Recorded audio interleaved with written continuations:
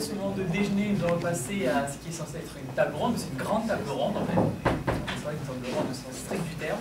Donc on va commencer par une présentation des intervenants, des experts. Donc je vais demander à Michel de commencer et ensuite on va suivre dans ce processus-là. Le but de ce moment qui va durer 1 heure, c'est de travailler encore sur le quoi. Donc sur quel défi planétaire. Donc ça va se décomposer en 3 temps. Premier temps, présentation des experts.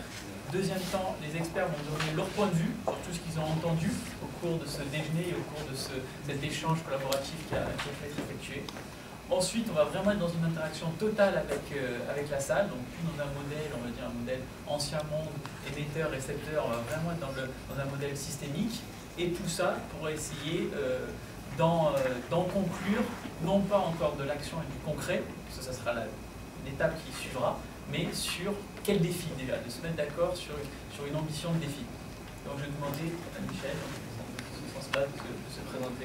Michel Salomon-Gost. Là, dans le domaine d'expertise également, de sortir 3 items d'expertise, que la salle, même si tu as eu la possibilité de présenter ce matin, mais pour nos autres intervenants, qui puissent se présenter personnellement et avec 3 domaines d'expertise pour les identifier par rapport à la salle. Moi, mes 3 domaines d'expertise, c'était le savoir. À force de savoir, j'ai découvert que je savais bien peu. Et maintenant, mon domaine d'expertise maximum, c'est le non-savoir.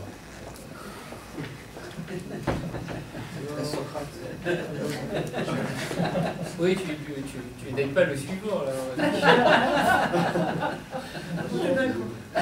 Bon, donc, Alexandre Roger, pour démarrer, je vais peut-être dire quelques mots de la démarche personnelle, parce que je pense que ça peut aider à bâtir aussi la démarche des MAP. Donc, mon expérience est une expérience de recherche appliquée dans le domaine de l'énergie, et donc je continue d'ailleurs toujours des activités dans ce domaine-là, en animant un groupe de réflexion, IDEE, cadre de la Fondation TUC, autour du thème de l'énergie et du développement durable. Donc, ça c'est une première étape qui déjà, on va conduire à avoir un panorama assez large, parce que le problème de l'énergie interagit énormément avec les questions d'environnement. Ça m'a amené à écrire un ouvrage sur énergie et climat. Donc déjà, je me sentais tout à fait au cœur des problématiques actuelles. Bon, et puis quand nous avons continué à travailler dans ce cadre-là, je me suis bien rendu compte que quand on veut changer la situation dans le domaine de l'énergie, on est amené à se poser la question de savoir comment est utilisée l'énergie. L'énergie est utilisée partout. Elle concerne l'habitat, la mobilité, l'industrie, tous les secteurs de l'économie. Donc, à ce moment-là, question, comment organiser non pas simplement une transition énergétique, mais organiser une transition plus globale. Donc, c'était le problème auquel je me suis trouvé confronté. C'est à ce moment-là, d'ailleurs, que j'ai eu l'occasion d'échanger avec Michel, et puis de me rendre compte que nous étions confrontés à des problématiques voisines.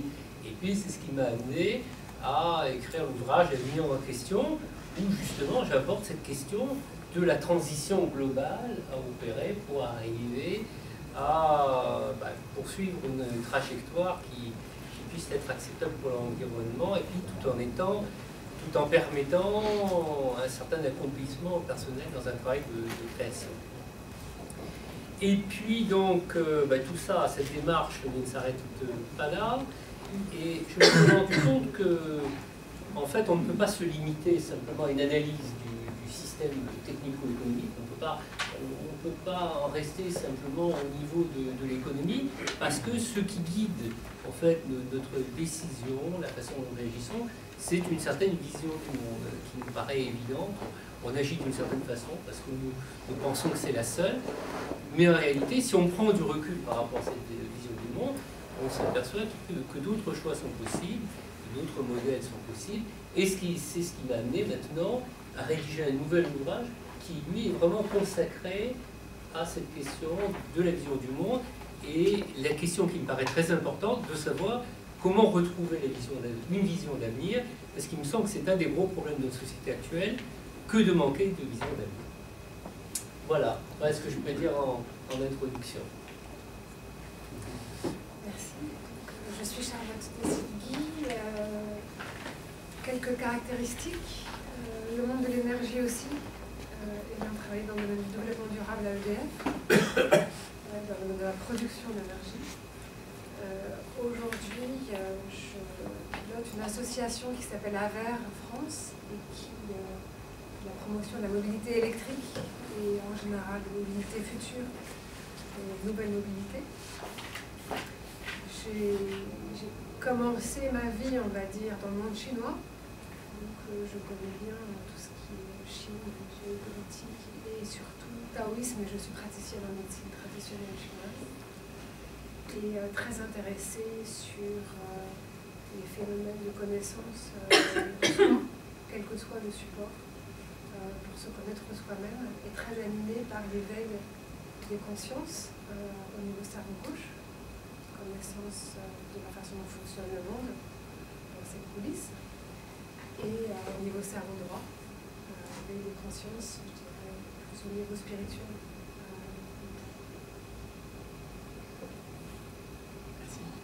Et j'ai oublié une chose. Je suis aussi membre et vice-présidente du club de Budapest France, dont vous avez peut-être entendu parler. Nous sommes les deux, voilà. Moi, j'étais et Michel aussi.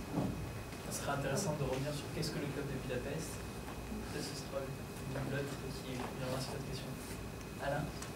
Alain Gauthier, mon domaine à ce stade principal, c'est l'émergence de nouvelles formes de leadership qui dépassent le cadre du leadership providentiel et héroïque auquel nous avons fait largement recours depuis 1000 ans. Et pour moi, ça correspond d'ailleurs au passage d'une ère de domination à une ère de partenariat.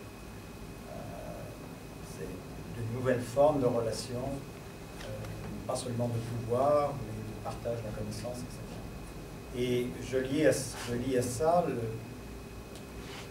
ayant travaillé avec beaucoup d'équipes dirigeantes, des cadres à différents niveaux dans les organisations, j'ai toujours l'impression de faire un travail de réparation de ce qui aurait été fait avant, du fait des carences de l'éducation qui justement ne conduisent pas, d'une part, à s'interroger sur ses propres cartes mentales et aussi à nouer avec d'autres des formes de conversation qui sont plus proches du dialogue que du débat. Et donc, je m'intéresse à effectivement comment promouvoir une culture de dialogue à l'intérieur comme à l'extérieur du l'entreprise. Je travaille aussi dans le cadre de In Principio, en étant un partenaire fondé sur la côte ouest, basé sur la côte ouest des États-Unis, en me posant la question, effectivement, dans quelle mesure cette notion d'innovation ouverte est transposable au niveau sociétal, comme je vous l'ai montré, on a esquissé ce matin, en tout cas, l'exposé qui a été fait sur qu'est-ce que c'est qu'In Principio, quelles sont les méthodes collaboratives. Voilà, je crois que j'en dirai plus tout à l'heure. Et je suis aussi membre du club de Budapest, du comité. Rebonjour à tous, Thomas Le Gaufre. Je me garderai bien de prétendre être expert en quoi que ce soit au regard des personnes qui m'ont précédé. Cependant, on va dire, je m'intéresse en autodidacte depuis une dizaine d'années par les aléas de l'existence, mon parcours universitaire et mes centres d'intérêt. En fait, question de qu'est-ce qui motive l'évolution humaine et notamment tous les aspects inconscients, notamment par le biais des inconscients collectifs qui ont évolué. On parlait Michel parlait ce matin des lames de fond qui font évoluer l'humanité, donc notamment l'impact de l'alphabétisation sur le développement économique, sur l'évolution des formes de pouvoir et de représentation, et effectivement sur la question assez taboue, assez peu évoquée par les gens qui ne sont pas vraiment concernés du pouvoir. Le gros problème qu'on a en fait, qui nous bloque, c'est qu'on se heurte en permanence à une forme de plafond de verre, où on voit beaucoup de gens qui veulent faire évoluer les choses, beaucoup de gens qui ont des très bonnes idées, et puis à chaque fois ça coince, il y a quelque chose qui fait que ça n'évolue pas, parce qu'on s'aperçoit in fine que ça irait à l'encontre de la dynamique de dominance et de pouvoir qui est en place actuellement. Et donc aujourd'hui on connaît une telle accélération de la concentration de ces phénomènes de pouvoir que, quitte à faire bondir mon interlocuteur de droite, je dirais qu'aujourd'hui, et on le verra très rapidement, de manière très visible, c'est en matière de règles d'organisation collective, la rupture ou la dictature. Bonne transition.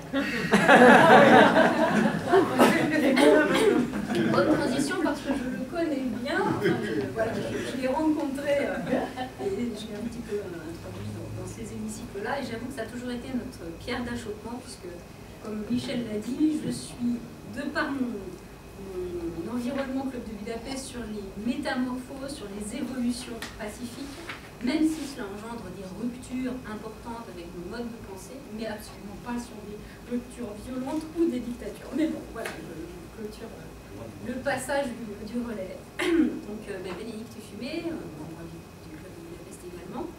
Alors moi, j'allais dire, mon parcours universitaire m'aurait plutôt poussé à être dans le fameux petit 1%, par ce qu'on m'a appris et tout ce que l'on m'a donné en main. Et justement, en mettant en pratique le 1%, enfin les méthodes qu'on nous enseigne, je me suis très vite rendu compte, en travaillant dans les grandes entreprises, que ça ne fonctionnait pas, aussi bien du micro au macro, c'est-à-dire que l'entreprise en général ne peut pas continuer, donc c'est les plans sociaux, les choses comme ça, et au niveau micro, les collaborateurs étaient extrêmement malheureux. Donc ça m'a fortement interrogée, et j'ai eu la chance, il y a 20 ans, presque 20 ans, de rencontrer Michel, Erwin, etc. au niveau du Club de Budapest, que l'on a développé sur la France, et puis après une multitude d'autres personnes, et cela a ouvert considérablement les esprits sur les autres choses que l'on ne nous apprend absolument pas dans les très belles écoles et universités, que ce soit en France ou à l'étranger. Et là, le parcours du combattant, de la combattante a commencé, et là, je rejoins Michel. Plus on en apprend, plus on se rend compte qu'on ne connaît rien, plus on se rend compte qu'on est dans un monde où tout fonctionne sur une approche systémique et que l'on ne nous a absolument pas donné des clés de compréhension du modèle systémique. Et là, j'allais dire, c'est le puits sans fond à essayer de comprendre et de faire émerger des solutions pour demain qui illustrent bien le défi de designer le planète. Alors, j'allais dire, moi, si je devais un petit peu résumer, mais enfin, en tout cas, c'est compliqué, donc sur un modèle systémique, on a envie de s'intéresser à tout. Mais au niveau macro, c'est vrai que je me pose énormément de questions et donc je fais beaucoup de recherches sur tout ce qui est mode de gouvernance à la fois politique et économique, parce que c'est très lié de notre modèle de société, après avoir fait les constats des échecs des différents modèles en place. Maintenant, point d'interrogation, qu'est-ce qu'on fait sur le prochain? Donc je rejoins vraiment les interrogations de mon voisin de droite. Et puis ça au niveau du macro, et au niveau du micro, je m'intéresse plus particulièrement aux problématiques d'éducation, de jeunesse, et notamment comment éduquer nos jeunes de façon à ce qu'ils puissent répondre aux défis de designer une planète.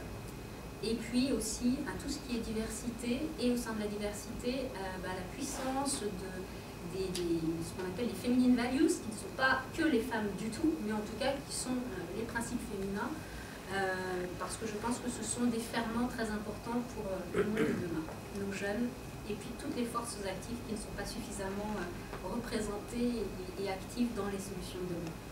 Voilà. Et puis je m'intéresse aussi au niveau de ce mode de gouvernance dans une approche qui a été développée par certains économistes, qui s'appelle le capitalisme naturel, donc qui reprend énormément de concepts au niveau des nouveaux modèles, on va dire une nouvelle forme de processus industriel, le passage de la société fossile à non fossile, etc., donc sous le concept de capitalisme naturel.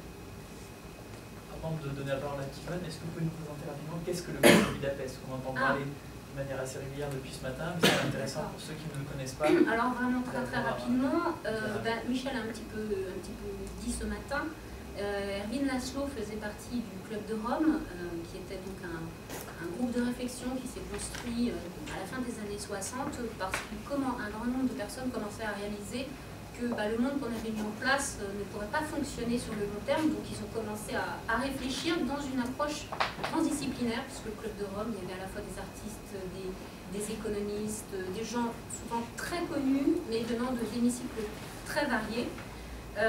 Donc ils ont poursuivi leur réunion, et en 72, ils ont demandé donc à un grand institut de travailler sur la modélisation des différents courants de pensée, et ils ont sorti donc un rapport qui s'appelait The Limit of Growth en 1972, donc, les limites de la croissance, qui mettait en exergue et en lumière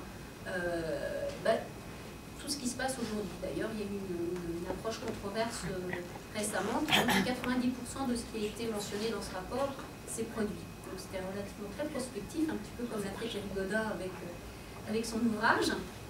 Et puis à la suite de la fin, enfin pas la fin du Club de Rome, mais Erwin a souhaité poursuivre cette même philosophie et de pouvoir mettre en place à travers le monde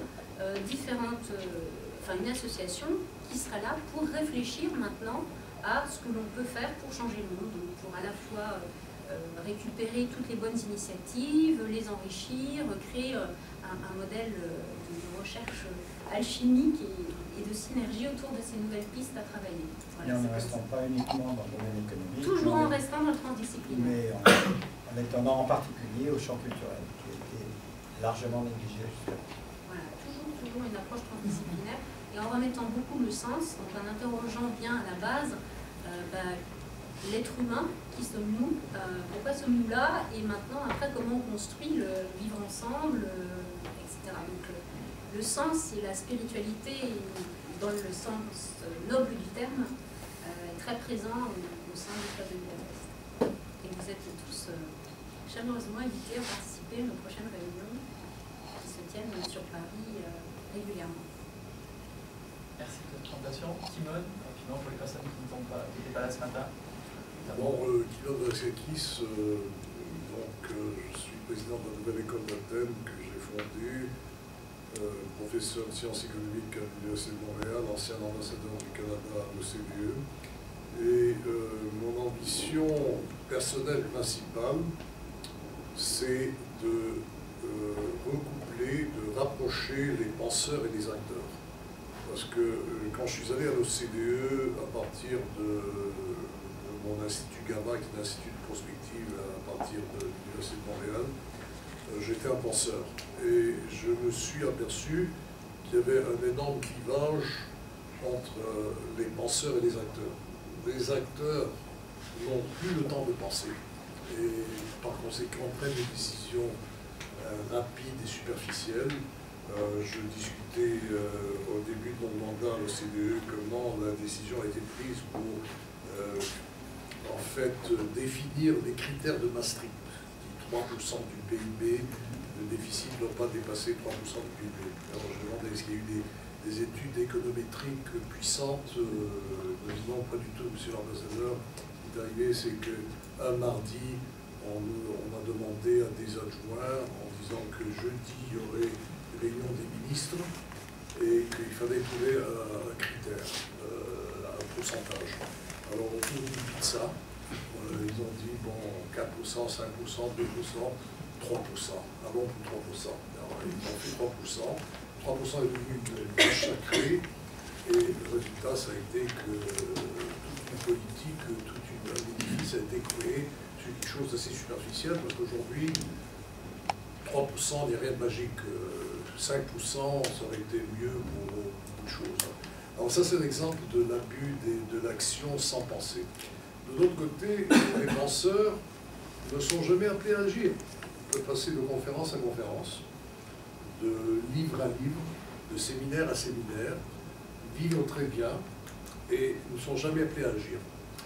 Alors moi, mon ambition personnelle, c'est de faire un peu ce qu'avait dit M. Popoin ce matin, que les penseurs agissent et que les acteurs réfléchissent plus. Et ça prend une discipline de l'esprit qui est plus que de dire oui, on va le faire. Il faut vraiment se mettre dans la peau de l'acteur si on est penseur. Et si on est acteur, il faut se mettre dans la peau du penseur et dire mais pourquoi je fais ça? Quelle est la raison? Quel est le fondement? Est-ce que je ne peux pas remettre tout ça en question? Alors, ce genre d'interrogation et ce genre d'ambition qui est incorporé dans l'objectif pour la nouvelle école d'Athènes d'être un think tank et do tank, à mon avis, c'est un des défis les plus importants qui existent aujourd'hui, parce que l'écart reste très, très grand. On peut tous sortir de cette superbe journée et aller chacun de notre côté, et sans qu'il y ait aucun impact sur le monde et vice-versa. Il peut y avoir des impacts sur le monde qui sont négatifs, qui n'ont jamais été le résultat d'une réflexion poussée. Alors, c'est mon ambition. Merci. On en revient donc à chaque fois à la nécessité d'associer pensée et action. Par rapport au temps du déjeuner, le déjeuner avait vocation de pouvoir sortir le quoi. Donc quel défi planétaire, quel défi on doit identifier en 2012 comme prioritaire. Donc je vais demander à chacun d'entre vous, avant de passer en interaction totale avec la salle, sur la base de votre expérience et sur la base surtout de ce qui s'est passé lors du déjeuner et ce que vous avez entendu en changeant de table, l'identification que vous avez fait de ces défis. Quelle est l'identification du défi en 2012 qui, selon vous, est prioritaire, sur la base, encore une fois, de votre expérience et de ce que vous avez pu partager lors du moment collaboratif du déjeuner? On va commencer par là. On commence par Kimon, en inverse. Bon, moi j'ai déjà beaucoup dit ce matin. Vous connaissez un peu mon point de vue. Mais je voudrais faire quand même une remarque que je n'ai pas fait ce matin et qui est le fruit de la réflexion de ce matin, des discussions autour du lunch. Je pense qu'on a dans Design Your Planet un excellent véhicule. Je félicite la phrase qui est très très puissante, qui veut dire beaucoup de choses. Je félicite aussi Gilles pour le branding, la présentation et toutes ces choses-là. Mais je suis un peu préoccupé. Parce que je pense qu'on a un logo, on a une phrase, mais on n'a pas encore de contenu qui est suffisamment fort pour se différencier du club de Budapest, de l'école d'Athènes, de toutes les autres choses. Je pense que ça c'est très important. Il faut qu'il y ait une spécificité beaucoup plus grande. On est tous dans le circuit de ces mouvements qui réfléchissent sur l'avenir du monde. D'ailleurs, dans le contexte de la nouvelle école d'Athènes, on a été mandaté pour faire un inventaire de qui fait quoi. Et on a identifié 5000 organisations. Et on a retenu 500 de ces 5000 organisations qui réfléchissent sur l'avenir de la planète avec moins d'instruments convaincants que nous donnons, mais qui ou restent assez vagues, ou font un peu la même chose.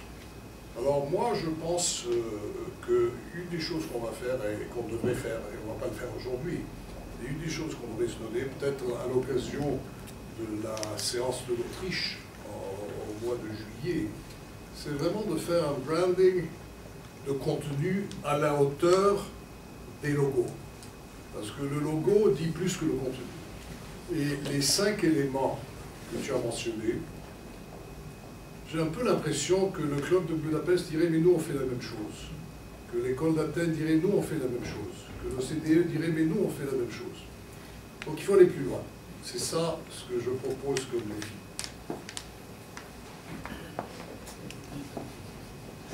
Michel, peut-être déjà de répondre à ça. Pour toi, qu'est-ce que Design Your Planet concrètement? Qu'attends-tu aussi des Design Your Planet en étant le créateur de cette démarche dont tu as suivi? Quelle est ta vision sur ça? Étant l'initiateur du club de Budapest France, et là aujourd'hui créateur de Design Your Planet, concrètement, quelle est la singularité de Design Your Planet? Déjà, je voulais dire que j'ai transmis la parole à Kimon dans le souci de circulation de la parole, et il a dit exactement ce que je voulais dire. Donc, oui, je pense que de toute façon, ce travail de benchmarking, qui est un travail classique dans les entreprises, de se positionner, etc., et qui a été, d'une certaine manière, amorcé dans C'est qu'au démarrage. Voilà. Mais simplement les premiers. Dans le travail de Gilles, me semble très très important. Alors ceci dit, je crois qu'il y a 2-3 différences. Il y a une première différence, c'est cette notion de rupture, parce que je pense que j'en ai parlé pour dire autre chose que toi, mon cher Kimon. J'ai été dans une conférence avec un célèbre inconnu que vous connaissez tous, qui est notre ami Attali. Il était, d'ailleurs comme je ne l'ai jamais vu, puisque je suis comme beaucoup d'entre vous, je suis ce qu'il fait depuis 20-30 ans, et là je trouvais qu'il était très fatigué, et il dit, d'ailleurs ça rejoignait son livre, voilà, ça y est, tout est perdu, ça y est, l'économie va s'effondrer, ça y est, c'est pour demain. D'ailleurs il disait, on va même pas passer, l'euro ne va même pas passer Noël. Bon, il a passé. Et alors il était dans un état presque aussi physiologiquement de décomposition comme l'euro. Et alors je lui dis, écoutez, monsieur Attali, c'est très très bien. Bon, on est bien convaincu de ça. Les gens le savent. En plus, quand on parle avec la plupart des hommes politiques qui font semblant que tout va continuer, ils vous disent en aparté qu'ils savent très bien que tout va s'effondrer. Mais alors, qui dans le monde, parce que je me suis dit, oui, il doit être bien au courant, c'est la personne qui doit être au courant de ça, qui dans le monde travaille sur le plan B? Ah, le plan, le point. Le point B. Mais aussi le plan B, parce que le plan A, c'est le mainstream. Tout le monde le connaît. Hein. Tous les politiques, ils vous expliquent le plan A. C'est-à-dire business as usual. Quand je dis plan B, c'est qu'est-ce que ce serait de ne pas continuer le business as usual. Et je me suis dit, bah, Jacques doit savoir ça. Parce que c'est la personne qui, au monde, est le plus susceptible de savoir. Et j'étais convaincu qu'il allait me dire ce que tu as dit, c'est-à-dire, eh bien, voilà, il y a un tel qui fait ça, ça. Et là, à ce moment-là, il y a eu un gros silence dans la salle parce qu'il a dit « Personne ». Et là, bon. Et c'est ça, je pense que ça a été le cœur de la démarche. Alors c'est là où on se retrouve tous les deux. Et moi, ce qui m'a effaré, c'est de me dire, on est 7 milliards d'êtres humains. Maintenant, on vient de franchir 7 milliards d'êtres humains.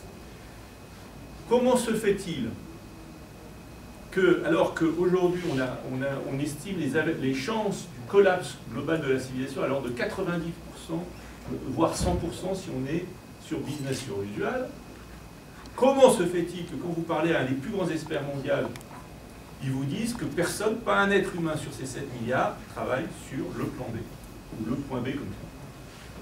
Voilà. Et c'est ça qui a déclenché vraiment, puisque tu poses la singularité, et à ce moment-là, je t'ai rencontré, et c'est vrai que, tu te rappelles notre première discussion, on s'est rencontrés, on ne se connaissait pas du tout, on a commencé à parler de ça, et là on était complètement en phase. Et même j'ai dit à Kimon, ben, j'espère qu'on ne sera pas tout le temps d'accord, parce qu'il faut qu'on crée un peu de biodiversité, justement. Mais, et lui, il était économiste, et moi j'ai fait les beaux-arts, donc je me suis dit, voilà, ça va, heureusement, parce que... Donc, voilà la singularité. C'est pour ça qu'on a réintroduit cette notion de rupture, parce que je pense que tout le temps, on nous ramène... J'étais dans Colibri, qui font un travail extraordinaire aussi. Tout à fait dans le même état d'esprit que nous. Mais si vous voulez, partout dans le monde, les gens, ils en reviennent très vite au local, au court terme. Et donc, comme ils sont pris dans un système, ben, on refait comme avant. Alors, on fait des petites options, on fait des petites améliorations à la marge, et ça ne change rien fondamentalement. Donc, je crois que la singularité de notre travail, c'est vraiment de penser la rupture, de penser un autre monde, d'oser ça. Et c'est comme ça que j'ai rencontré Alexandre. Parce qu'Alexandre, c'était quelqu'un d'assez institutionnel, mais moi j'ai été étonné par son courage de penser vraiment la différence. Voilà. Je crois que c'est là, si on s'en tient là, global, long terme et de rupture, là on a une vraie singularité. Et moi je suis dans ce métier-là depuis 30 ans, ben, j'ai pas vu grand monde le faire. Il y a une personne qui l'a fait très très tôt et dont les travaux, j'ai demandé que le livre soit là, c'est Thierry Godin, qui a fait le plus grand travail de prospective jamais fait dans toute l'histoire de l'humanité, au ministère de la Recherche, à un moment où il y avait un peu plus de moyens qu'aujourd'hui. 2100 récits du prochain siècle. C'est un travail magnifique et unique au monde, parce qu'après j'ai voyagé dans le monde entier. Mais même dans ce livre, ce qui est très très intéressant, c'est qu'il nous raconte l'évolution du scénario business as usual. Beaucoup plus qu'il nous dit un autre monde. Il nous montre comment petit à petit les choses peuvent dériver. Et notamment, ce qui est très intéressant pour les gens qui sont encore sceptiques, c'est qu'il y a 30 ans, on avait prévu exactement l'augmentation de température qu'on connaît aujourd'hui. Donc tous les gens qui vous disent non, c'est pas prévisible, c'est des bobards, etc., moi ça me met dans une colère terrible, parce qu'il en va de la vie et de la mort de milliards d'êtres humains, et faire de la désinformation à ce niveau-là, je trouve que c'est extrêmement dangereux. Alain, je vais répondre à ça. Y répondre dans une certaine mesure. Moi, ce qui m'a frappé quand je suis resté à une table, c'est l'importance de... il y a un travail de fond,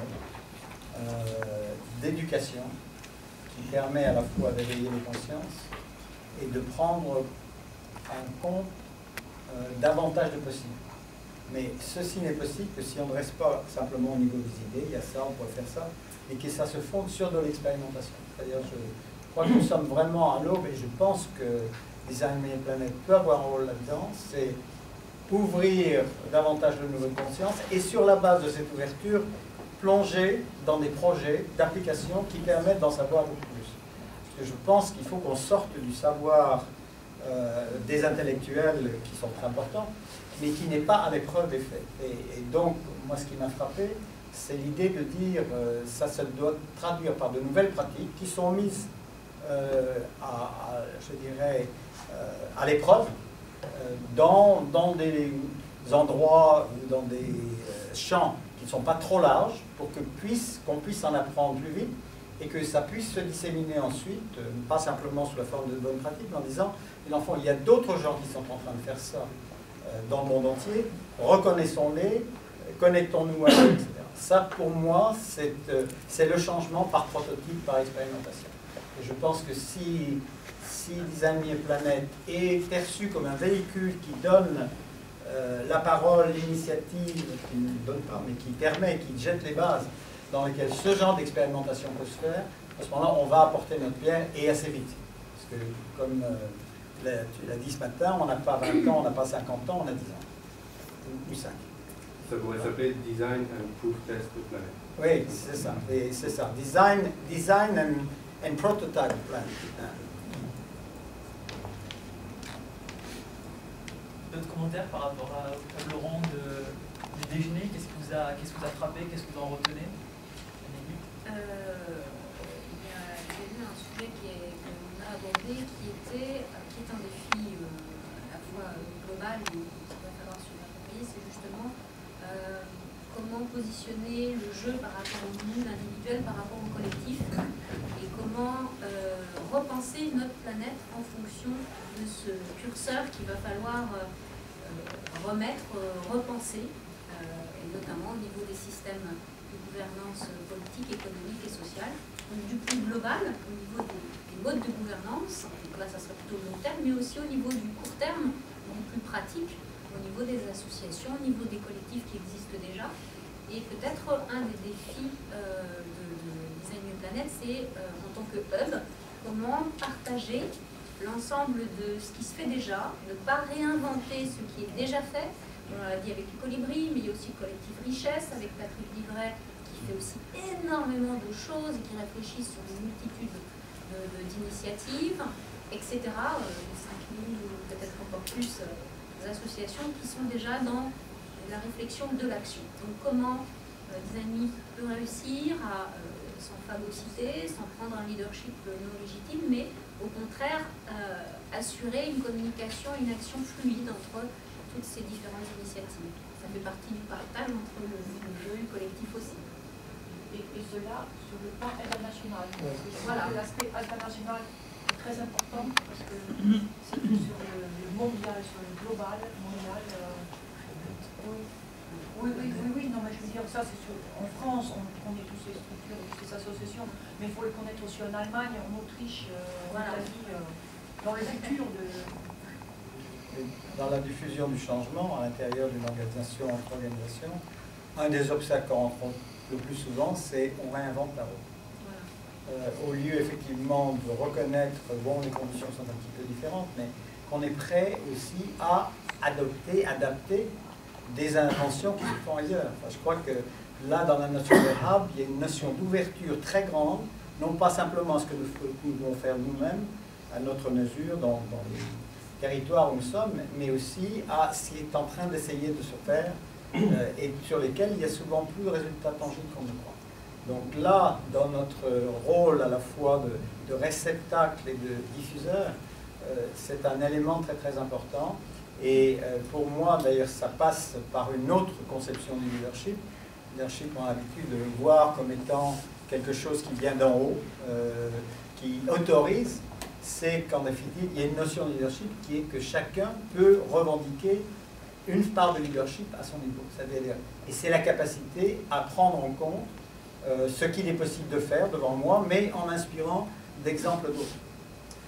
Et là, je crois que nous réussirons en tant que Design New Planet si nous savons favoriser cet échange, ces infrastructures d'apprentissage, d'apprenance qui existent dans les meilleures entreprises, dans lesquelles les innovateurs de gauche et de droite savent communiquer ensemble et dire tiens, on n'a pas essayé ça, on devrait. Là, on aura vraiment rendu, enfin, il y a une valeur ajoutée réelle dans ce domaine. On parle beaucoup de réseau social de personnes, privées, professionnelles. On parle désormais de réseau social d'entreprise, intra et ensuite, en termes d'écosystème autour de l'entreprise, amont-aval. On ne peut pas parler, effectivement, entre guillemets, même si c'est impropre en termes de définition, d'un réseau social intercollectif, interindividuel, plutôt, justement. Et est-ce là le différenciateur clé de Design New Planet qui se positionne comme, je dirais, l'organisateur, le facilitateur, par son offre de hub, de tout le contenu qui existe déjà, et qui ensuite fait travailler l'intelligence collective en termes de pensée, mais également en termes d'expérimentation. Et c'est parce que peut-être que Design New Planet aura 10, 20, 30 millions de visiteurs uniquement sur la planète, que cela fera bouger les lignes au niveau des, je dirais, des décisions qui sont des décisions plus politiques, enfin de gouvernance. Moi, je pense qu'il ne faut pas avoir peur de réinventer quelque chose qui a déjà été inventé. Tout est déjà dans Google. Prends l'expression Design Planet. Je suis sûr que tu vas la trouver dans Google, pas associée nécessairement à notre projet. Tout est déjà dans Google, mais ça ne veut pas dire qu'on n'a pas le droit de reprendre des choses qui sont déjà faites. C'est pour ça que moi, j'ai quelques problèmes avec la notion de rupture avec le passé. Parce que je dis que ce n'est pas une question de rupture avec le passé, c'est de prendre ce qui a marché dans le passé et qui est pertinent pour le présent et qui pourrait ne pas être pertinent après-demain. Alors, s'il y a des concepts qui ont... Si la roue a été inventée, on la réinvente pour les besoins de la cause, il n'y a rien de mal dans ça. Mais ce qu'il faut faire, c'est être pertinent pour notre temps. On vit en 2012 et ensuite en 2013. Oui, il faut penser au long terme, mais il faut être pertinent. Et la pertinence peut dire qu'on va inventer de nouvelles choses, on va puiser dans le stock d'accumulation de connaissances depuis toujours. Moi, ce qui me frappe le plus dans le cas de Platon, c'est justement que ces ouvrages n'ont pas été des best-sellers, ils ont été des long-sellers. 2500 ans, c'est pas le best-seller d'aujourd'hui d'Atali qui sera oublié demain. Alors, qu'est-ce qui fait que c'est un long-seller? Qu'est-ce qui fait que les ouvrages de Shakespeare sont encore lus et que, si on veut vraiment comprendre la problématique politique, on jouit de la pièce de Jules César, ou si on veut comprendre d'autres choses. Qu'est-ce qui fait que ça? C'est que ces auteurs-là ont identifié des vérités pérennes. Et si on peut faire la même chose, on sort de la mode qui consiste à dire « restons à la mode » et cherchant toujours nouveau. Quel est le dernier cri de la gouvernance mondiale, version 2012, version 2013, toujours chercher le nouveau. C'est pour ça que je dis qu'il faut éviter deux extrêmes. Un, c'est la néomanie, tout nouveau, tout beau. Il faut être absolument dans le vent, il faut être tendance. Et la néophobie qui dit tout ce qui est nouveau, c'est pas bon. Alors il faut être un peu entre les deux. Et c'est là où il faut être sélectif. On cherche ni le nouveau ni l'ancien. On cherche le meilleur pour rencontrer des défis précis. Oui, à ce stade, j'avais envie de prendre ma casquette taoïste et de praticienne en médecine traditionnelle chinoise. Parce que quand un individu est malade, la plupart du temps, en Occident, on confond le symptôme et la maladie elle-même. Et en gros, on a tendance à couper et à enlever ce qui est malade, alors que c'est souvent une alerte, en fait. Et dans le symptôme, on trouve souvent les germes de la renaissance et du remède et l'antidote. Et donc, je voulais juste souligner, d'une part, que dans la maladie d'aujourd'hui, de la Terre, on va dire, la maladie porte les germes de sa guérison et de sa renaissance. qu'est-ce qui se passe en médecine traditionnelle chinoise? Le symptôme est un signe, et on va regarder à quoi il se réfère. Si on fait une analogie avec une inondation, on a une inondation, en Occident, on va avoir tendance à éponger l'inondation. Et puis, ça va sans doute recommencer d'une manière identique ou analogue. Les Chinois, eux, vont plutôt chercher à savoir s'il y a une fuite ou s'il y a un tuyau qui est cassé. Et ils vont même aller au troisième niveau, c'est-à-dire que s'il y a une fuite, ils vont dire, mais si on a oublié d'éteindre un robinet, pourquoi on a oublié le robinet? Ou si un tuyau est cassé, comment ça se fait? Et si on remonte de 1 ou 2 ou 3 crans, les raisons fondamentales des maladies, de la maladie, des maladies systémiques qu'on retrouve aujourd'hui sur les planètes, il me semble qu'on arrive à un point de convergence qui est une perte de valeur humaine liée à une déconnexion avec la nature. Et on est déconnecté de la nature pour au moins 2 raisons. D'une part, avec l'ère industrielle et le bétonnage, surtout quand on est citadin, on n'a plus une interaction intangible et presque télépathique entre nos cellules et les cellules de la nature. Et on sait aujourd'hui, en matière de recherche,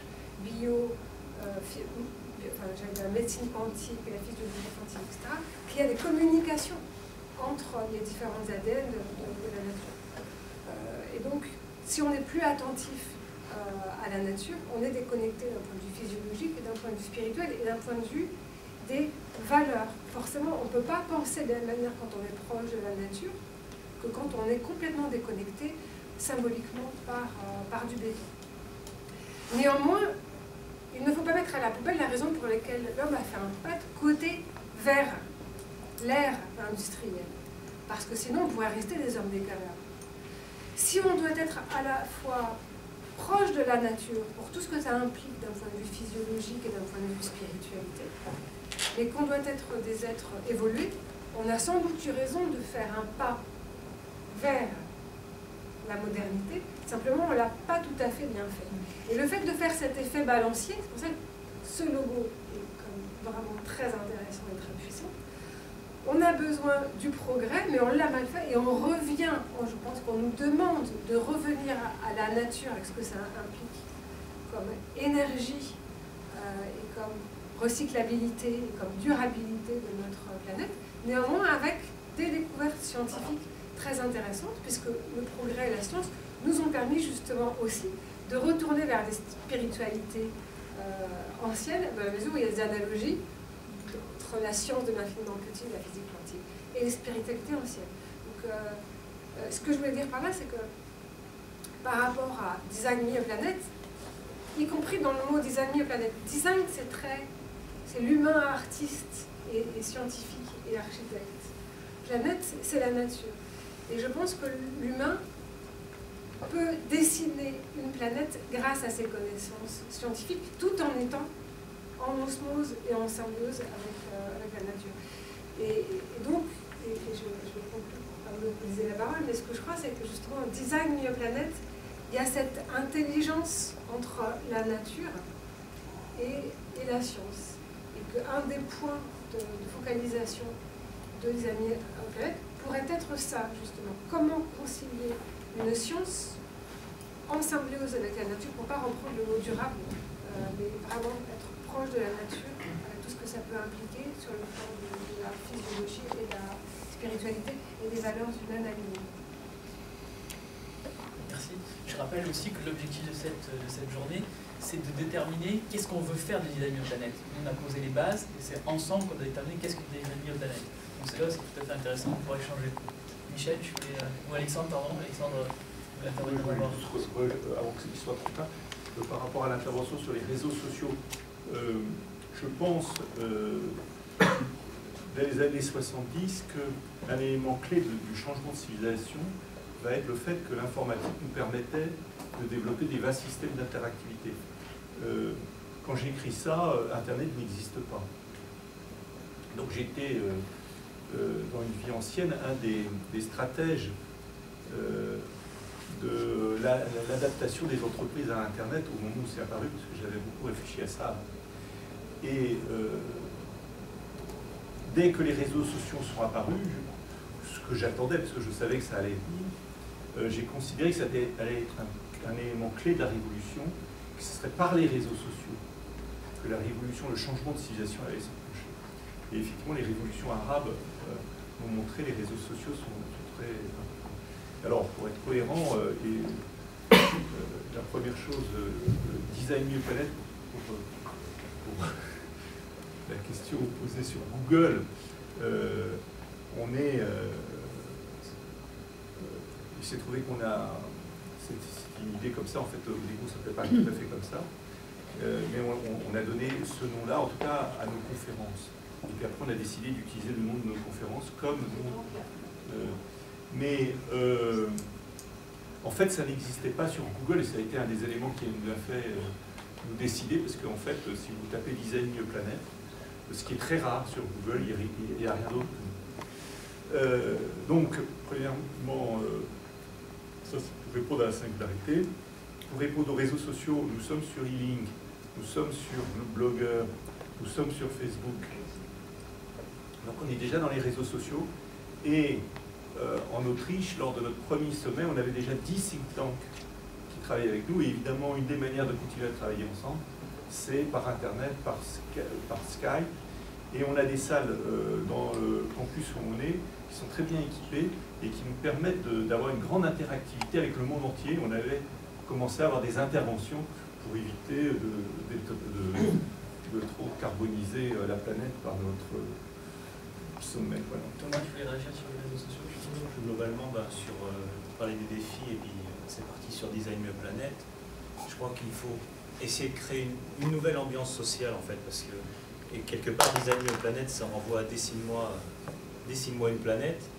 Parce qu'on nous a déjà fait ce reproche sur le caractère angliciste. Peut-être que l'anglais, c'est déjà old paradigm, il faudrait se poser la question. Et c'est vrai, c'est Dessine-moi une planète, donc c'est le petit prince, c'est-à-dire c'est le renvoi à l'enfance. Et qu'est-ce qui nous distingue, qu'est-ce qu'on oublie en vieillissant? C'est la spontanéité.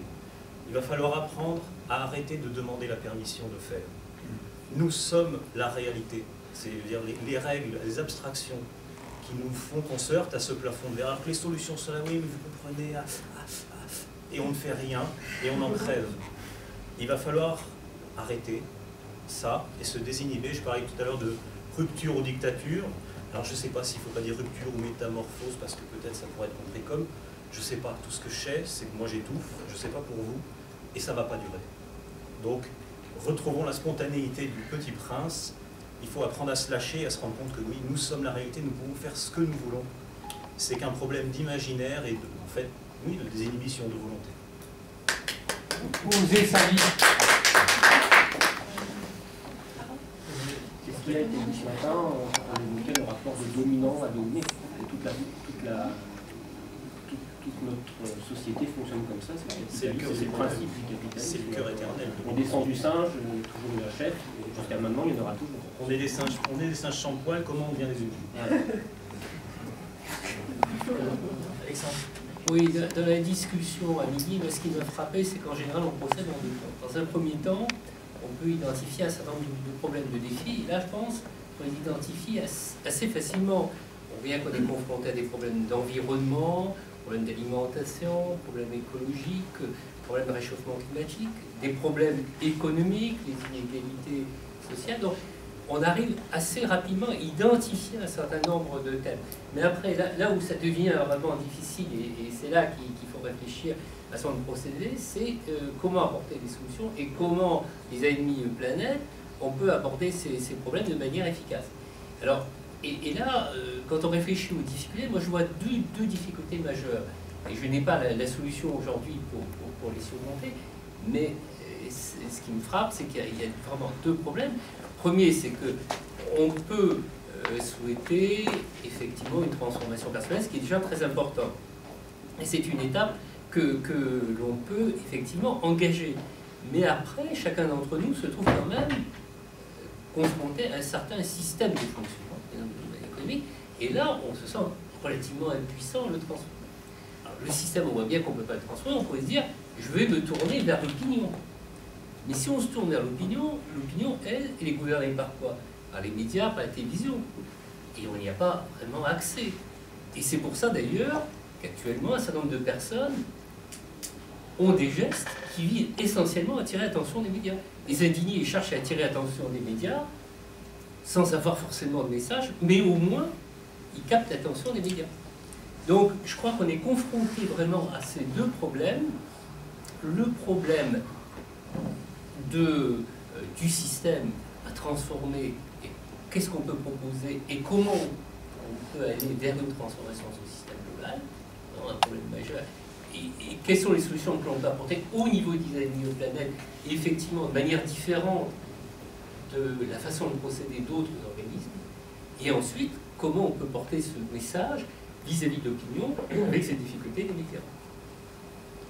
Oui, il y a un point extrêmement important, moi, qui m'a donné beaucoup d'espoir, et là je rejoins complètement Kimon, c'est que quand j'ai été au ministère de la Recherche à faire ce travail sur le futur dans des conditions tout à fait exceptionnelles que je n'ai jamais retrouvées depuis d'ailleurs en termes de conditions de recherche, de qualité, de ressources financières et d'experts, puisqu'on avait réuni 700 experts venus du monde entier pour travailler sur le siècle futur. Il y a une chose qui est complètement ressortie, c'est que, là ça rejoint complètement ce que vient de dire Kimon, c'est qu'on ne pouvait envisager une rupture vers le futur que si on réfléchissait déjà aux ruptures dans le passé. Et une grande partie de mon travail a consisté à l'époque à faire de l'histoire et à théoriser et modéliser, ce qui n'existait très peu à l'époque, de manière structurelle, les civilisations et les vagues de civilisations. Chasse-cueillette, agriculture, élevage, industrie, commerce. Comme j'avais eu comme professeur Lévi-Strauss et Gilles Deleuze, j'ai appliqué la philosophie structuraliste à l'approche des civilisations. Et c'est comme ça que j'ai développé la grille de l'évolution. Et ce que montre la grille de l'évolution, qui était mon premier livre, Le management du troisième millénaire, c'est qu'en fait, il y a eu déjà dans le passé des changements globaux de civilisation, et indépendamment des espaces et des cultures singulières. C'est-à-dire qu'on voit bien qu'il y a des caractéristiques tout à fait similaires chez tous les chasseurs-cueilleurs, même s'ils ne se connaissent pas, même si à l'époque, on estime qu'il y avait plus de 100 000 langues souches, parce que justement, les langages étaient développés de manière très indépendante, et on avait une richesse beaucoup plus grande culturelle d'ailleurs qu'actuellement en termes de biodiversité culturelle. Et puis, quand vous prenez les grandes civilisations agraires, elles ont des caractéristiques similaires entre la chinoise, l'hindoue ou l'occidentale. Et on peut tout à fait imaginer aujourd'hui le basculement, un changement de paradigme tout complet. Et notamment, ce qui est surprenant, c'est que, alors, dans la société agraire féodale, l'élément clé qui faisait qu'on avait ou qu'on n'avait pas, qu'on était ou qu'on n'était pas, c'était la noblesse. Ça n'avait absolument pas à voir avec l'argent. D'ailleurs, les nobles passaient leur temps à dépenser leur argent pour bien montrer que l'argent n'avait pas d'importance. Et les gens qui prêtaient, ou les banquiers qui ont tellement de valeur aujourd'hui, ils étaient marginalisés, ils étaient à la marge de la société. Et puis on a complètement renversé, on a mis la banque, on a mis l'argent au centre de nos sociétés. Donc on peut très bien imaginer une nouvelle civilisation complètement basée sur autre chose. Je crois que c'est là, c'est ces grands basculements qu'il nous faut imaginer aujourd'hui, et ce type de changement de paradigme.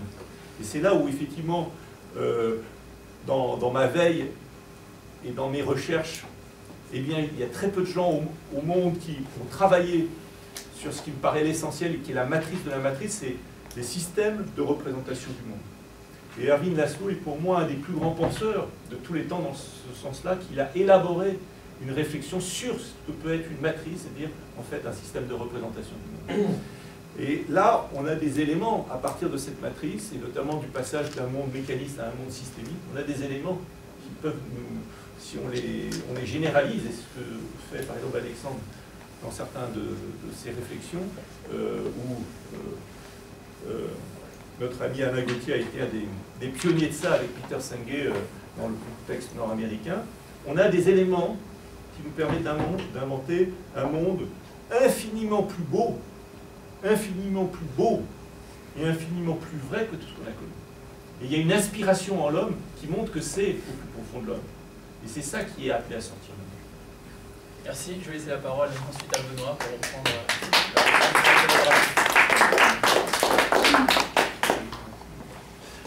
Alors, merci pour ces échanges, merci pour la richesse de vos interventions. On est revenu dans un schéma plus avec experts et participants. Moi qui m'occupe des dynamiques collaboratives, je vous réinvite à venir collaborer tous ensemble. Bien sûr, ils participeront. Pour cet après-midi, on va travailler ensemble sur un autre format, une autre méthode. Chaque méthode a sa raison d'être. Sachant que ce matin, on a vu ensemble le pourquoi. Michel a très bien expliqué ce pourquoi, il l'a porté avec beaucoup de conviction et de cœur. Ce midi, on a travaillé ensemble sur le quoi, quel défi. Et cet après-midi, on va se poser la question de comment on va s'y prendre pour avancer sur ces défis, pour les transformer en opportunités de projet. Donc, je vais vous inviter à venir dans l'autre pièce. Nous allons faire ensemble ce qu'on appelle un action space, qui est un dérivé, encore une fois, de l'open space. On aime bien dériver les choses principaux. Au moins, on a mis notre patte. Et puis, je pense que, pensant à un nouveau monde, il vaut mieux avoir des nouvelles approches. Voilà, donc, on va passer dans l'autre pièce et je vous explique exactement comment ça va se passer. Laissez vos chaises, on va s'en occuper cette fois-ci. On va être très serviable. Et libérez-vous un petit peu de votre matériel et de vos sacs, parce qu'on va bouger et vous pourrez vous installer un peu plus confortablement ensuite. Voilà. D'accord ? On peut suivre.